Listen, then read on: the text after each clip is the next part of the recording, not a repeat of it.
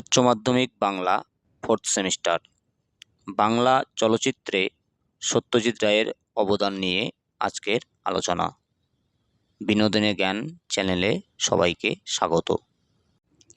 বাংলা চলচ্চিত্র শিল্পে সত্যজিৎ রায় ছিলেন অনবদ্য কৃতিত্বের অধিকারী।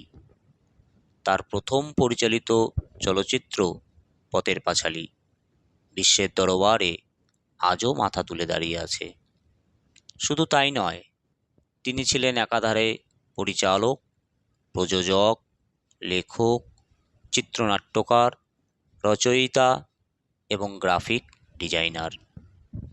5-এর দশকে আবির্ভূত এই শিল্পীর প্রথম চলচ্চিত্র পথের পাঁচালী কান চলচ্চিত্র উৎসবে দ্য বেস্ট হিউম্যান ডকুমেন্ট হিসেবে পুরস্কৃত হয়।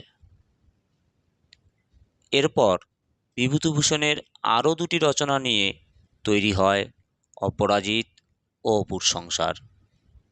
এই তিনটি চলচ্চিত্রকে অপু ত্রয়ী নামে অভিহিত করা হয়।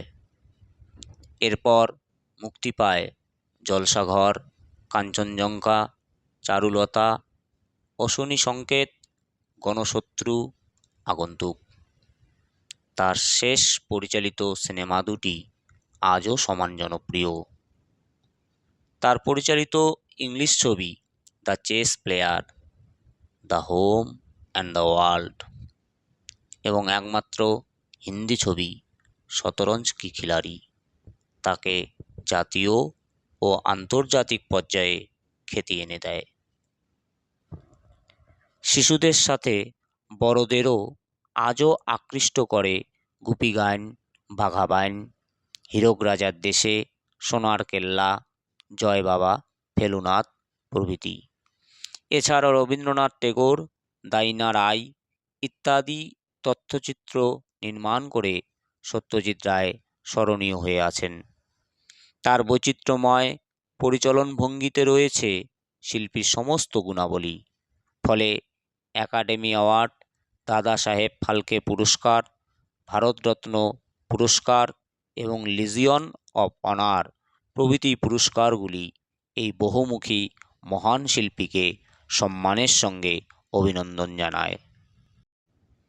সমগ্র ভারতীয় সিনেমার এক দৃষ্টান্ত সৃষ্টিকারী পরিচালক হলেন সত্যজিৎ রায়, যিনি কেবল বাংলা সিনেমার নয়, সমগ্র ভারতীয় সিনেমার দিকচিহ্ন নির্মাণ করেন। বাংলা সিনেমার সাবালকত্ব প্রাপ্তির পথে তিনি ছিলেন ভগীরথ। দামি ইনডোর, বহুমূল্য প্রসাধন ব্যবহার, আলোক লাবণ্য থেকে সরে এসে লোকেশন বা দৃশ্যপট নির্ভর চলচ্চিত্রের নব আঙ্গিকের রূপায়ণে তিনি এক যুগান্তর ঘটান।